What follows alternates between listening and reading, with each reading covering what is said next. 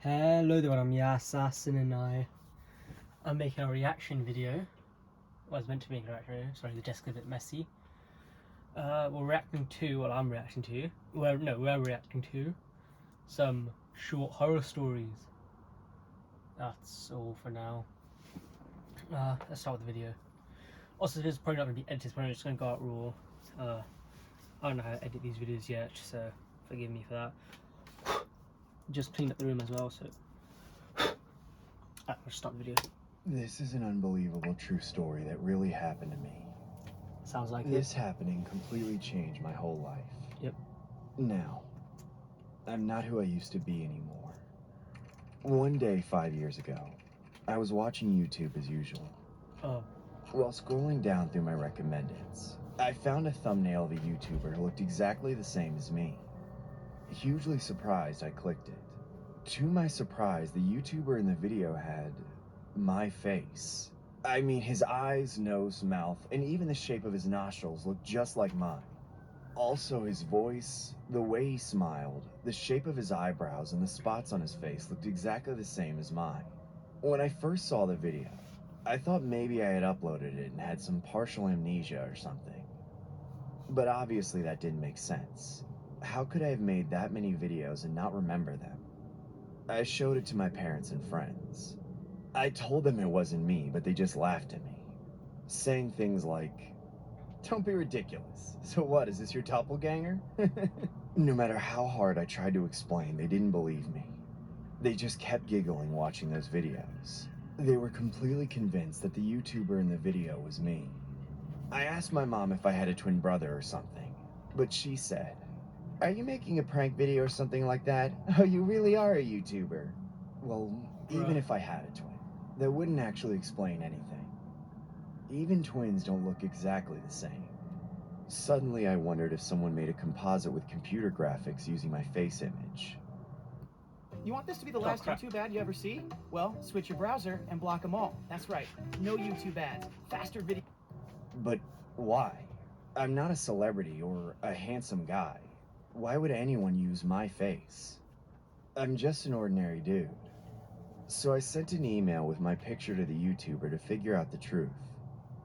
Who are you? Why are you using my face? Or is that really what you look like?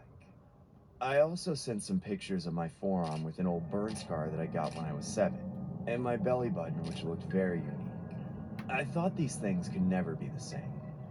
Several days later, I got a reply from him. He said, "Nice try. You made a composite with my face. I bet my toes that you're fooling around with my picture. Seriously though, if you really look the same as me, I would gladly cut my little toe and send it to you. By the way, how did you know about the scar on my forearm? Who the hell are you? I'm interested. If you really want to prove your face, make a video call to me. That would make for some interesting content." So I video called. I understand the content.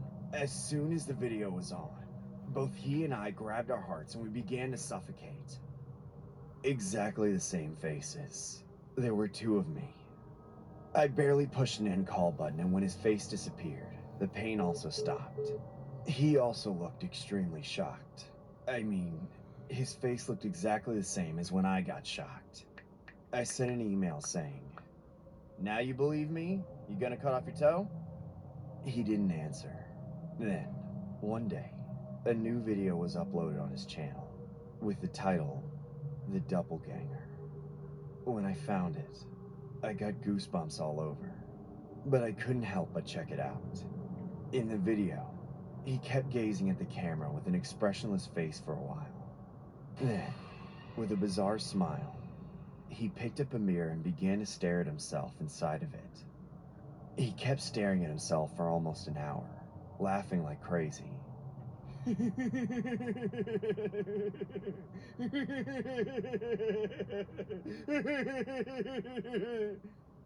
And in the end, he smashed the mirror and shouted, "Is it your face or mine?" It was extremely creepy. After that last video, nothing was uploaded on the channel anymore. Even several weeks since that day, there wasn't any new content uploaded. I got nervous. What if something bad happened to him? A few days later, I got a call. When I picked up the phone, My heart sank. Hello, sir. This is Officer Ackles. Is this Mr. James speaking? Yes, this is James. Any problem? I asked in a shaky voice. What the police said next made me feel like my heart dropped to my feet. James, a man with the same name as you is missing. We found he recently communicated with you through email. We're now tracing him and he boarded a flight to the US. Can you tell us anything about him? I was shocked again. Not only his face, but also his name was the same as mine. According to the police, they found a notebook at his house which was written like this: May 12th, 2017. It feels like I've been disappearing from the world since I met him. My face in the mirror is getting shadowed by the black like a black hole. The mirror doesn't show my face anymore. May 15th, 2017. I am losing my sense of identity. Even when somebody calls my name, I don't know whether they're calling me or somebody else. I really don't know who I am anymore. May 27th, 2017. Yesterday I threw up blood and was carried to the emergency room. The doctor said my organs were rotting. He didn't know why this was happening to me or how to treat it. He just looked at me helplessly. June 3rd, 2017. Today I suddenly passed out on the street while walking. I was really lucky to get CPR from a passerby. He said my heart wasn't beating for a while. June 5th, 2017. In bed, I saw a creepy black figure standing in front of me. Standing still, the figure said, "You saw what you shouldn't." June 6, 2017. Things to do this week. 1. Find other me. 2. Get rid of him. With this last memo, there was no more writing, and it was assumed he left home right after this. However, a thought had suddenly struck me. I had emailed him my home address. As I couldn't even imagine what was going to happen, I began to panic. The next day, one of my friends texted me, and the message shocked me again. Hey man, it was nice to see you yesterday. Thanks for the drinks, by the way. You look different. Pretty weird. I called him right away to figure out what happened. He said, "Yeah, you're back today. Did I meet your doppelganger yesterday?" I asked him to tell me what had happened, making an excuse that I was blackout drunk. Then he said, "Are you kidding me? We giggled and chatted. We looked at the pictures we took before at your home. Dude, how did you not know your way home? I was totally worn out after taking you to your house." At that moment, it felt like the world stopped. I was unable to say a word. My ears began to ring, and my friend's voice asking whether I was okay just sounded like buzzing. I knew that man was coming to me, and I became engulfed in fear. I rushed into my room and closed the door. However, I heard my family chattering away in the living room, and soon, my legs turned into jelly, because I also heard my own voice out of their chattering, with the sound of my laughter as well. I began to tremble with fear, standing behind the door. After a while, I heard footsteps coming up to my room, closer and closer. Then, the door handle was turned slowly and the door opened, and there was him. No, me standing at the door. I stood speechlessly, face to face with the other me. He grinned and walked towards a full-length mirror in the room. Then, he gazed in the mirror at his face and my face, alternately. He repeated that faster and faster and began to gasp for breath. I can't fucking see myself in the mirror anymore! He shouted like this and suddenly rushed towards me with a horrible shriek. Ah! I fell on my back and he shouted while choking me. Why me? If it's between me and you, then you gotta die! It makes sense that way! Bullshit! Get off of me! Please, we need to talk! I was almost fainting away. And then, he suddenly stopped and fell down on the floor. He rolled over and over, grabbing his face and howling in pain. His eyes began to swell as if they were going to pop, and his nose bled from both nostrils. His face got twisted and distorted. I also heard the awful sound of his jawbone falling off, and the crunching sound from the bones all in his body. I screamed, absolutely paralyzed by that dreadful scene. While he was screaming and rolling over, the sound of his bones and tendons being broken. but Sounds soon, disturbing. he went deadly silent. When I looked at him, his face had turned into a completely different look and he already stopped breathing. I called 911. Since his face was awfully disfigured, the police had great difficulties in identifying him. Besides, his fingerprints were exactly the same as mine, which totally made the police confused. The police searched his house and his belongings thoroughly and got in touch with his friends and acquaintances. But all of them said they didn't know him.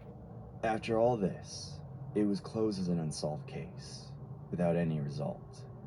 To this day, I have no idea who he was. Nobody in this world knows who he was. A long time has passed since then, but I still suffer from nightmares. In the dream, he or I come closer and squeeze my throat. I suffer from that pain to death. Then, when I'm almost at my last gasp, I barely awake from the nightmare. I haven't been able to look in the mirror since then. I'm going to get plastic surgery soon. That may be the only way out from this nightmare. Alright then. That's one video down. I got the second one ready. I'm probably might have to redo these videos if they don't go well. Yes, I hope you're enjoying it so far.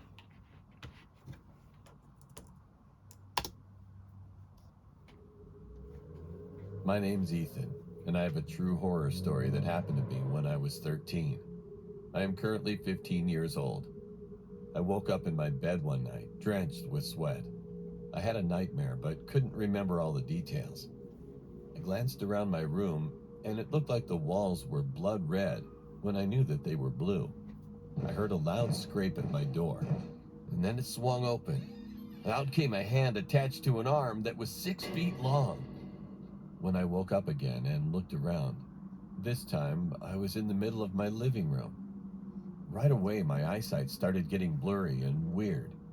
I heard voices, and my vision was pulsing. Then 2 girls came up to me, and their flesh was decaying. They asked, "What did we do to you?" Then they said, "Do you know who we are?" I screamed, "Leave me alone!" I woke up again. My vision was slowly pulsing still, and my right eye wouldn't open all the way. I didn't really know why. I decided to get a drink of water, and when I looked in the mirror, I saw a giant scratch across my right eye. That was why my eye was half closed. Kind of like I went back to my room and tried to remember the details of my nightmare. I thought my room or house was cursed, so I switched rooms with my mom due to my fear. My mom didn't believe me, but she was still willing to switch rooms anyway. 6 months later, she died in her sleep due to cancer. But somehow, she had gotten a scratch on her face that night. The doctors asked me, "How did she get this scratch? It looks recent." "I have no idea," I said. I told them about the time I slept in that room and got a scratch on my right eye the next morning. They didn't believe me. I currently live with my dad now, and I will never forgive myself for switching rooms with my mother. It still weighs heavy on my mind till this day. This happened about 2 months ago. My sister and I used to sleep in the same bedroom because, I have to admit, I'm scared to be alone. Like, really scared, to the point where I won't go into a room alone. I always thought that my room was haunted, and sometimes while laying in my bed, I would stay super quiet. And for some reason, every time I'd hear a little whisper, which petrified me, and I would pretend to be asleep. One night, I was watching YouTube on my phone and getting settled into sleep until I heard an odd noise. I hate this part of the video, but there's been a theme. They've all been watching YouTube, not TikTok. The superior app. That's what I wanted to say. Obviously, I got shook and went to sleep. I don't know if this was a dream or not, but what happened made me never sleep in the same room again. As soon I went to sleep, I heard whispers, loud whispers, like they were right next to my ear. It was saying, "Look at me, look at me, look at me." I was so scared I didn't even dare to peek, and I sure as hell wouldn't look at it. After a while, it stopped. At this point, my heart was racing and I was about to cry. I don't know how, but I went to sleep and woke up the next day in a cold sweat. My older sister was doing this weird head dance thingy where she moves it side to side, and she would always do this when she was listening to music. I asked her, "Hey, did you hear anything last night?" She took off her headphones and looked at me, and what she said scares me to this day. "No, but I had a weird dream, though. There was a guy looking at me and telling me to stare into his eyes, but I couldn't move. He danced just like this, and then I went to sleep quickly after that." What she said still frightens me. I haven't said a word about this to anyone, but I still wonder. What if I had looked at the thing? What would have happened to me? Alright, that's another one down. And here's the final one.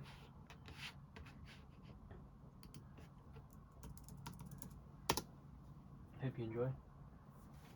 Hi, my name is Elliot, and I'm with my friend Jeffrey in this story.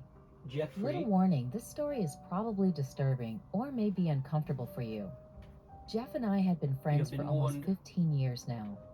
We grew up in the same neighborhood, and you're probably asking if we ever fell in love. Well, we didn't. We see each other as an unbreakable duo. Anyway, we both applied for our first job at a local mall, but unfortunately, the mall wasn't very busy, so we quit there due to low sales. I suggested to him that we should look in the newspaper for jobs, just like in the old days. So we did, and Jeff found a night shift job at a crematorium. We joked about how everyone was too scared to take a job like this because it was quote-unquote scary, especially at night. So I said, "Let's try it, dude. We're scarier than those ghosts. Ha ha." And we laughed. The next day we went to the crematorium, and surprisingly it was very the mortuary assistant. I think that's neat, and didn't really look like a crematory at all. It actually felt very fancy and looked really beautiful inside. Every place in the crematorium was epic. Even the restrooms made us excited. I told him, "Yo, we're gonna be the best workers here," and he nodded with a smile and giggle. Because we both knew this place wasn't so bad, we were excited to get to work because we had unlimited food and drinks, and there was Wi-Fi and TV too. All we had to do was burn bodies and transfer them to the cremation jars, and that's it. We had been enjoying this job for nearly 2 months, and nothing really spooky happened until one day. It was around 9 p.m., and we were taking a little break. We had 3 bodies left to feed on flames. I was drinking an orange soft drink at the time, and I don't know why I was staring at the 3rd box where the corpse was in. I was just looking at it and daydreaming about random things, while Jeff was watching TV and texting his mom with his back to me. After a few minutes, we decided to get back to work. We carried the boxes carefully to show respect to the dead, because in my culture, we believe in old tales from tribes in the south part of the country. So if someone is dead, we don't joke around or talk about them. We're just very careful of everything because they might come back to haunt us or bring bad luck. We really don't pray for them before cremating them because we really don't know what religion they practiced. I felt like I was hallucinating because I heard a whisper saying, "Pray for me." So I prayed, and I don't even know how. It was like an outside force was controlling me. Jeff couldn't hear me, or maybe he was ignoring me at that moment. After praying, before turning on the start button, I sprinkled holy water after 3 throws. My eyes got big and I dropped the bottle. I looked at Jeff, and he asked why, and I told him, "Where did the holy water come from?" Jeff looked surprised and asked, "So this rosary isn't from you?" And he opened his hands, and I was expecting to see his clear palm where the rosary was, but instead we were shocked to see a satanic symbol carved into his palm, and it was bleeding. We both became paralyzed in fear as we didn't know what was happening until we heard our boss. He gave us our bonus salary and brought us food, and he eventually left. We tried to forget about that moment for a while and tried to focus on playing some video games. However, it was kind of hard because Jeff's palm was bleeding as we were playing the game. By now it's around 10:30 p.m., and Jeff and I secretly take naps until 1 a.m. usually, so we must finish this task. When we get back there, we saw the second box opened. I closed it and didn't look properly inside because once I did, I was disgusted and chilled, so I never did again. As we were burning the first body, Jeff started to hallucinate. He's telling me that I'm whispering to him even though I'm not, and I'm 5 feet away from him. Jeff, let's be smart. In all the movies we've watched, we know what's possible and what's impossible. It's just the two of us here, and I'm too far to whisper to you, so you know it's not really me. He said this while putting the bandage on his palm and sarcastically smiling because I'm also feeling a chill. Oh, come on.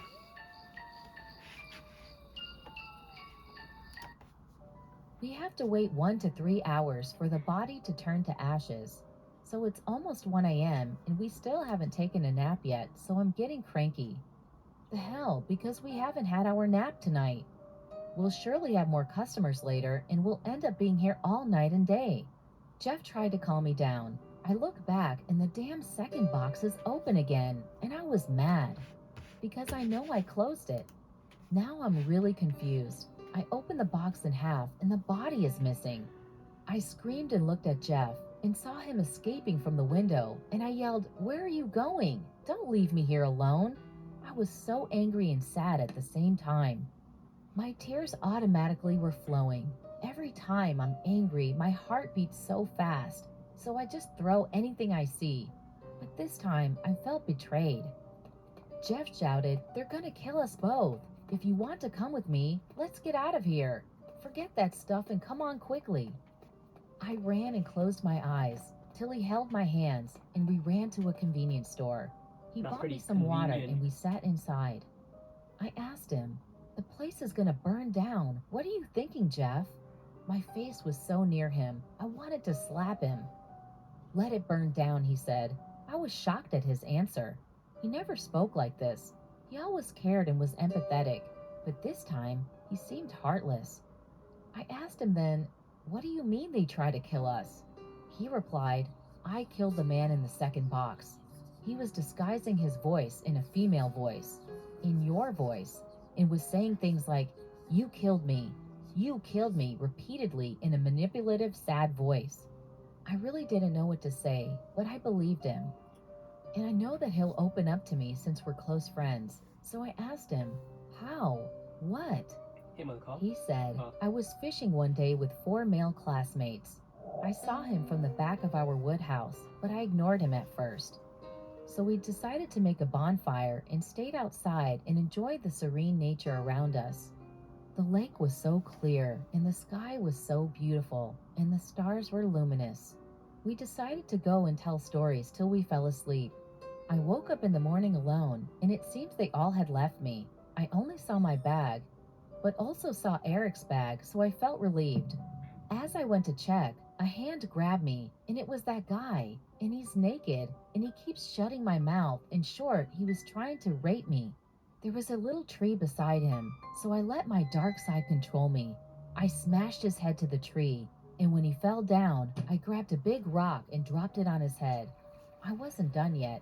I cleaned his skull. I removed his organs there and put it in a trash bag to study later on. I didn't hide his body. It was still there when we left.